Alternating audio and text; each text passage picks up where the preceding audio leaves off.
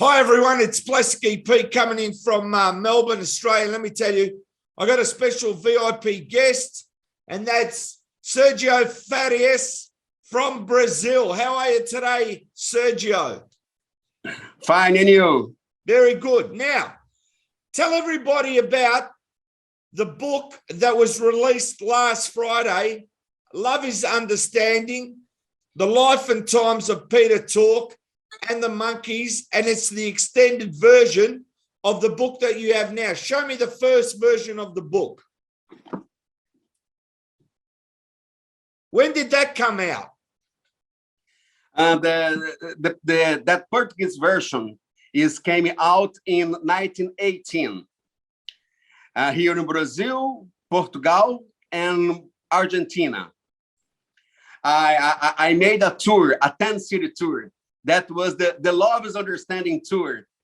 And we did 80 cities in Brazil, Lisbon, in Portugal, and Buenos Aires in Argentina. It's a very, very, very delighted. And Peter had fans all around that cities. It's a very nice. And do you want to come to America one day in Australia and promote the book? Yeah. I don't have the dates yet, but I wish to release the book in the United States. So the book now with the new cover, you can buy it on Amazon, is that right? Yeah, a different cover, yes. Since the book has been released, obviously now people that didn't know the book are buying the new version now, the extended version.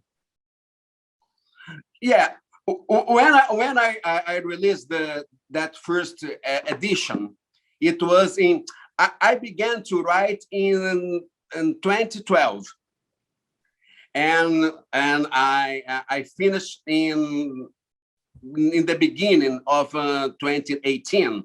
And when I released that book in the late and October 2018, Peter and Mike were alive at the time. And Peter passed away in February 2019, and later Mike, unfortunately. And I have to up-to-date that new version in English. And this is a completely up-to-date. Included the McDonald's tour now in America. That's very good, Sergio. And you must be a very big Beatle fan from Brazil, yeah? Yeah, very, very. Are you a first-generation fan? No. I think I'm second generation. I was born in 1964, and the Monk series began in Brazil in 1967. At a time I was 3. I'm a very little. I know, but I got to say, I was born in before you, and I'm a first-generation fan, and you're a first-generation fan, because it doesn't matter if you're 3, 4, or 5. You're a first-generation fan. You're not a second-generation fan. Yeah, sure. But I met the Monkees in 1975 because the series was in rerun in Brazil in 1975, and it was a very funny because the first and the second seasons it's began to on a TV in every day in the morning. After the 52 episodes were over to transmit it, the motion picture of the Monkees was aired in Saturday morning. May you imagine, we are 10 old kids see the head on television on Saturday morning. But it was very nice. I always loved the Head movie. And the thing is, it's in Brazil, it's in Brazilian voices. When they speak, it's Brazilian, isn't it? The TV show. Os Monkees. Os Monkees. Os Monkees. Os Monkees estão soltos. But when they were they talking American, or were they talking in a subtitles that at Brazil? Was somebody talking over the voice or was it American? No. The voice was made by Brazilian actors. Okay. It was dubbed. I don't know dubbed. the name in English. Yeah, dubbed. Yeah. Now listen, I want to talk about Peter Tork right now. As you know, Peter Tork, in his character, he had to play the one was not too smart. That was the character. But Peter Tork in real life was intelligent, multi-instrumentalist, could play the banjo, could play the piano, play the French horn, play the harp. The man was a genius, you know, in real life. Absolutely. Peter played the dummy. Yeah, that's right. His role in the series. But he's absolutely schooler, intellectual. Yeah. And a friend of George Harrison, Jimi Hendrix, Stephen Stills, whatever, and play 7 instruments, and a classical musician since he was 9. And the Monkees, the group the Monkees, in my opinion, was one of the top 5 bands from the 60s. They are absolutely genius. Peter was a genius, but the 4, in my opinion, was a genius. It's not because I'm a huge fan. It's a very rare, the group that the 4 guys writing the songs, the 4 guys singing very well, composing. It's a fantastic. It's a very unfair that during that years in the 70s, and the group that didn't play the instruments. Oh my God. I got to say something. All of them play multi-instrumentists. I got to say, right, if you want to know the truth, Mike Nesmith was a musician. Peter Tork was a musician. Mickey Dolenz was a musician. Mickey Dolenz was in a band, 2 bands before the Monkees, right? In one band, he was lead singer and playing guitar. I mean, the guy's got one of the greatest voices in the world, even now. And David Jones was singing before the Monkees, right? He put out records. What you got to understand is with the Monkees, first of all, they're not the Beatles, right? The idea might be that they're going to be American Beatles, but they're not the Beatles. They don't look like the Beatles. They don't act like the Beatles. They don't sound like the Beatles on record. It's actually American pop. And when David Jones sang, he might have had an English accent, right? Manchester accent. But again, it wasn't the Beatles because it doesn't sound anything like them. And they had their own unique sound. And it's very hard. You've got to understand. The Monkees are entertainment. There's no other entertainers like them. I'll give you an example. Filming all day the TV show, then at night in the recording studio, right? Then going and doing concerts live and playing 200 concerts, right? And not stopping. That is not, fake. That is real. These guys were real. And what you got to understand is when the show started in September 1966 in American TV, it's the first time that the record company and the music industry and the TV got together to package the Monkees, the big machine. Never happened before. And we said, there's the Monkees. Bang. Instant hit all around the world because it was that big. Now, what happens with the Monkees? In the first year, I believe that they took $20 million in merchandise from selling monkey toys, monkey cards, monkey dolls, something like $20 million, right? Phenomenon. Gross. Okay. And what happens is they got nominated for 2 Grammy Awards in 66 for one song and 66 for another. So they're not fake. These guys, you got to understand how hard it is for these people to be true entertainers. It doesn't happen. Those 4 guys did something that was unique. They used their real name. That's the first thing in the show.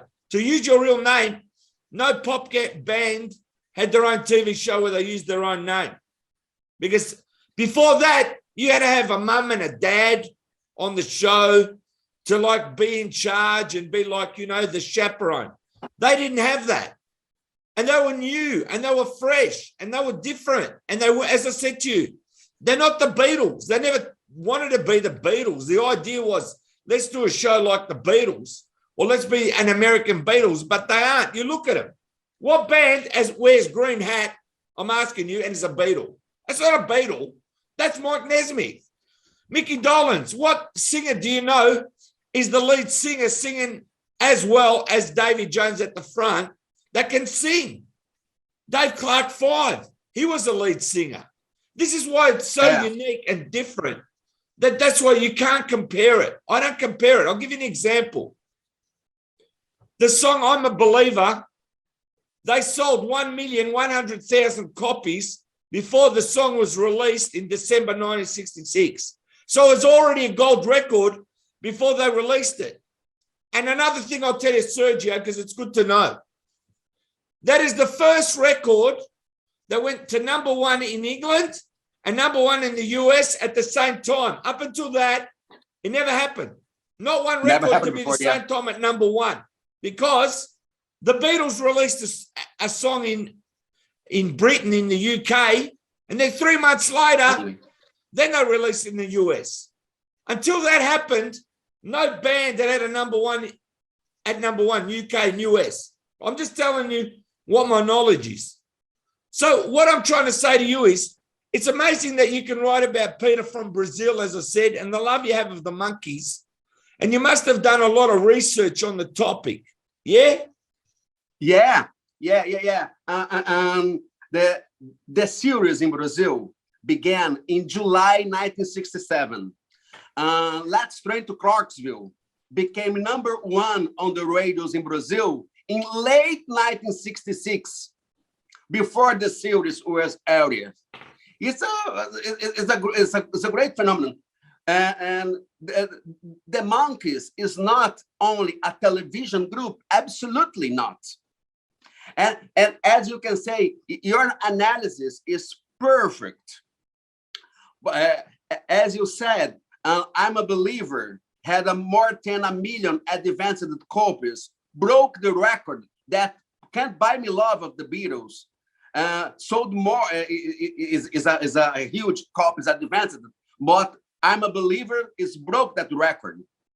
And as you can say, and the first single is a top #1 in both sides of the Atlantic. And Love Me Do is only, I love the Beatles, please, but Love Me Do is only number 17 is just in UK, and they became a hit in America only in February 1964. The Monkees was a great phenomenon. Yeah. It's not going to happen again. It's never going to happen again. Let me tell you, here in Australia, so you know, July 1967 was when the show was shown in black and white TV. So that's the same. And also I've got to tell you, in America, Last Train to Clarksville went to #1 before the TV show. So that's another thing you've got in common with Brazil too. Yeah, yeah, great. And the rock concerts changed completely with the Monkees. For example, on the Beatles concert is during around 15 minutes. The Monkees did a concert with 1.5 hours, changed their clothes during the tour. Few people know that in their first concert in 66 and 67, they play with a screen behind it there, with a march of civil rights. Maybe imagine about this. Is a group that defend the civil rights at a time. And afterwards, that was the group called only a manufacturing group. Oh my God. The good thing is they had multimedia. They were the first ones to use big screen and multimedia. And what they did is at their concerts, they had fake Vox speakers and they came through the speakers.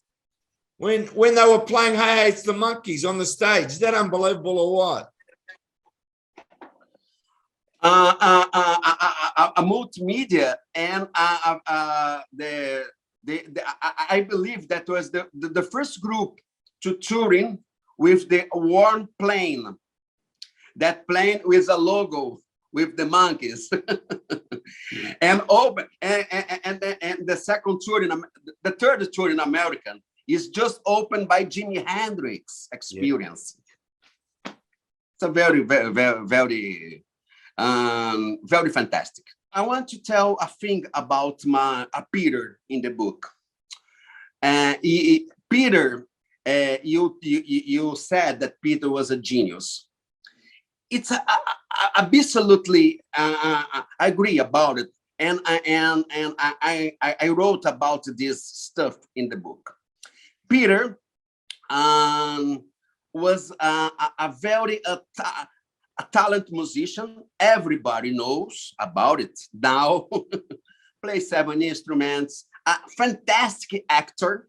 Fantastic actor. Oh, played the dummy. Was an intellectual in his real life. But Peter was a very human being and had a wonderful solo career. He's not only the Monkees. He released around 10 albums, solo albums. I don't know exactly the number now, but that's fantastic albums. Had a bluegrass rock, and made a very, very, very example to that generations ahead. And he's a more than a genius and a brilliant artist. He was a very human being. Peter was one of the greatest artists and a real rock and roll survivor. A great human being. A right human being. First of all, is a right human being. Now, Sergio, I want to thank you for the interview, and I want people to go out and buy the book. Here's the book here. You can have a look at it. What a fantastic cover it is. Have a look at the links. Go on Amazon, buy the book. It's great reading, and I'm sure you're going to enjoy it. And I want to thank you, Sergio, for coming in from Brazil. Thank you very much. Sorry about my English speaking. It's all right. It's perfect, Sergio. It's perfect.